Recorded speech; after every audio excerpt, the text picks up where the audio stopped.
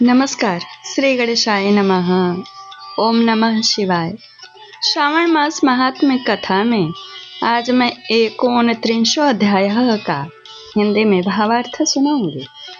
श्रावण मास में किए जाने वाले व्रतों का काल निर्णय इसमें बताया गया है। ज्ञान वर्धक है, शुरू से आखिरी तक सुनिएगा। हमारे चैनल को सब्सक्राइब करिएगा, कथा को लाइक करिएगा, कमेंट्स के द्वारा अपने विचार को प्रकट करिएगा। आइए सुनिए। ईश्वर बोले, हे सनत कुमार, अब मैं पूर्व में कहे गए व्रत कर्मों के समय के विषय में बताऊंगा। हे महामुनि, किस समय कौन सा कृत्य करना चाहिए उसे सुनिए। श्रावण मास में कौन सी तिथि किस विहित काल में ग्रहण की योग्य होती है और उस तिथि में पूजा जागरण आदि से संबंधित मुख्य समय क्या है। उन व्रतों के वर्णन के समय कुछ व्रतों का समय तो पूर्व में बता ही दिया गया है। नक्त व्रत का समय ही विशेष रूप से उन व्रतों तथा कर्मों में उचित बताया गया है। दिन में उपवास करें तथा रात्रि में भोजन करें, यही प्रधान नियम है।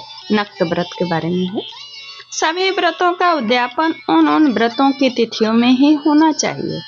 यदि किसी कारण उस तिथि में उद्यापन असंभव हो तो पंचांग शुद्ध दिन में एक दिन पूर्व अधिवासन करें, यानी प्रारंभ करें, स्थापना बुलाएं, तैयारी करें। दूसरे दिन आदर पूर्वक होम आदि कृत्यों को करें। धारण पारण व्रत में तिथि का घटना तथा बढ़ना कारण नहीं है। ये सारे पहले के अध्याय में बताया जा चुका है। श्रावण मास के शुक्ल पक्ष की प्रतिपदा तिथि में संकल्प करके उपवास करें, पुनः दूसरे दिन पारण करें, उसके बाद दूसरे दिन उपवास धारण करें। इसे क्रम से करते रहें। व्रती को चाहिए कि वह पारण में हविष्यान्न यानी मूंग चावल आदि ग्रहण करे। एकादशी तिथि में पारण का दिन हो जाने पर 3 दिन निरंतर उपवास करें। रविवार व्रत में पूजा का समय प्रातः काल ही होना चाहिए। सोमवार के व्रत में पूजा का प्रधान समय सायंकाल कहा गया है, कारण सूर्य भगवान सवेरे निकलते हैं और चंद्र भगवान शाम को। इसलिए मंगल, बुध तथा गुरु के व्रत में पूजन के लिए मुख्य समय प्रातः काल है। शुक्रवार के व्रत में पूजन उषा काल से लेकर सूर्योदय के पूर्व तक होना चाहिए, यानी सूर्य निकलने के पहले ही शुक्रवार के दिन पूजा करना चाहिए और रात्रि में जागरण करना चाहिए। शनिवार के दिन व्रत में नृसिंह का पूजन सायंकाल में करें। ये नृसिंह का पूजन विधि भी बताया जा चुका है, ठीक है। शनि के व्रत में शनि के दान के लिए मध्याह्न मुख्य समय कहा गया है। हनुमान जी के पूजन का समय भी मध्याह्न है। अश्वत्थ का पूजन प्रातः काल करना चाहिए। हे वत्स, रोटक नामक व्रत में यदि सोमवार युक्त प्रतिपदा तिथि हो तो वह प्रतिपदा 3 मुहूर्त से कुछ अधिक होना चाहिए, अन्यथा पूर्व योगिनी प्रतिपदा ग्रहण करना चाहिए। औदुंबरी द्वितीया सायंकालीन व्यापनी मानी गई है। यदि दोनों तिथियों में पूर्व वेद हो तो तृतीया संयुक्त द्वितीया ग्रहण करें। स्वर्ण गौरी नामक व्रत की तृतीया तिथि चतुर्थी युक्त होना चाहिए, यानी उदया तिथि है। गणपति व्रत हेतु तृतीया विध चतुर्थी तिथि प्रशस्त होती है। ध्यान दीजिए, तृतीया चतुर्थी से युक्त हो और चतुर्थी तृतीया से युक्त हो, ऐसा व्रत करना चाहिए।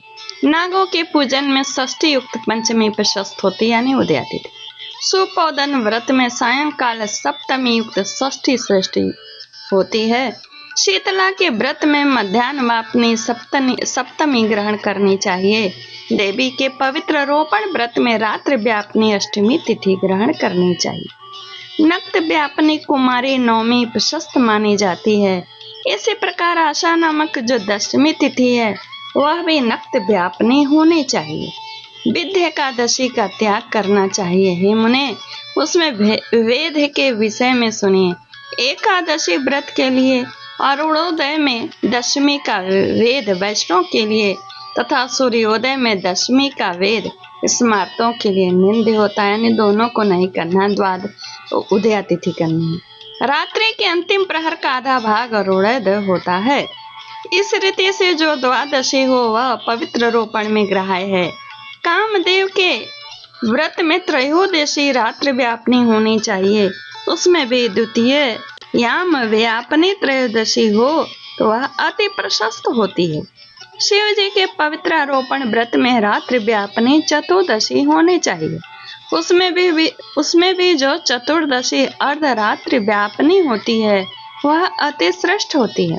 उपाकर्म तथा उत्सर्जन कृत्य के लिए पूर्णिमा यानी प्रारंभ और उद्यापन उत्सर्जन के लिए पूर्णिमा तिथि तथा श्रवण नक्षत्र होना चाहिए।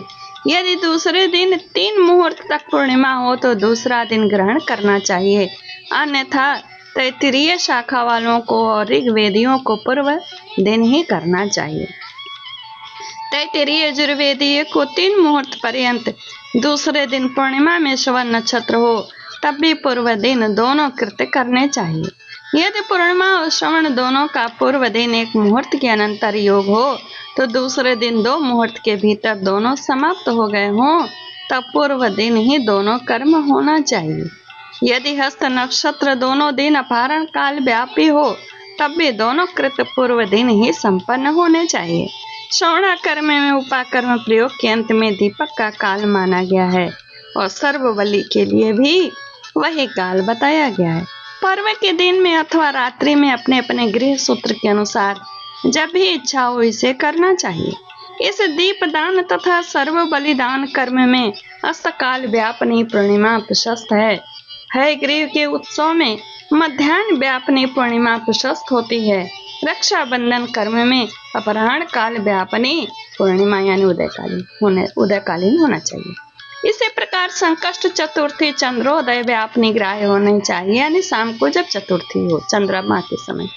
यदि चंद्रोदय व्यापनी चतुर्थी दोनों दिनों में हो तो दोनों दिनों में न हो तो चतुर्थी व्रत पूर्व दिन में करना चाहिए, क्योंकि तृतीया में चतुर्थी महान पुण्य फल देने वाली होती है।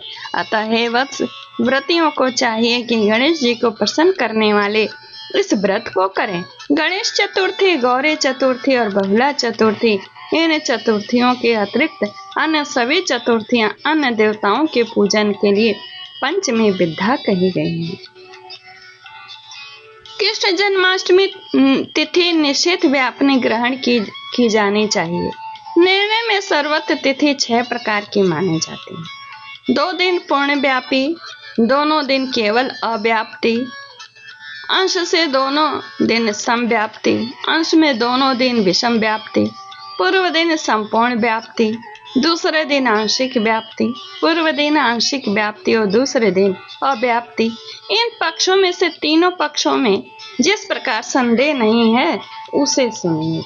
विषम व्याप्ति में अंश व्याप्ति से अधिक व्याप्ति उत्तम होती है। एक दिन तिथि पूर्णा है, वही तिथि दूसरे दिन अपूर्णा कही जाती है। अव्याप्ति तथा अंश व्याप्ति, इनमें अंश व्याप्ति उत्तम होती है और जब अंश व्याप्ति पूर्ण हो तब जब अंश से सम हो वह संदेह होता है, उसके निर्णय में भेद होता है। कहीं युग में वाक्य से वार तथा नक्षत्र के योग से, कहीं प्रधान द्वय योग से और कहीं पारणा योग से। जन्माष्टमी व्रत में संदेह होने पर तीनों पक्षों में पराग्राह्य होती है। यदि अष्टमी 3 प्रहर के भीतर ही समाप्त हुई तो अष्टमी के अंत में पारण हो जाना चाहिए। उसके बाद यदि अष्टमी उषा काल में समाप्त होती है तो पारण उसी समय करना चाहिए। पिठोर नामक व्रत में मध्याह्न व्यापनी अमावस्या शुभ होता है और विषुवों के पूजन में सायंकाली व्यापनी अमावस्या शुभ होती है। कुशों के संचय में संगव काल दिन के 5 भागों में से दूसरा भाग व्यापनी अमावस्या शुभ कही गई है। सूर्य के कर्क संक्रमण में 30 घड़ी पूर्व का काल पूर्णमय होता है और सिंह संक्रमण में बाद की 16 घड़ियां पूर्णमय हैं। साथ ही कुछ मुनि पूर्व की 16 घड़ियों को भी पूर्णमय मानते हैं। अगस्त के अर्घ्य का काल तो व्रत वर्णन में ही कह दिया गया है। हे वत्स, मैंने आपसे यह कर्मों के काल का निर्णय कह दिया। जो मनुष्य इस अध्याय का श्रवण करता है अथवा इसका पाठ करता है वह श्रावण मास में किए गए सभी व्रतों का फल प्राप्त करता है। श्री स्कंद पुराणे ईश्वर सनत कुमार संवादे श्रावण मास महात्म्य व्रत निर्णय काल निर्णय कथनम। ओम तत्सत। ओम नमः शिवाय। ओम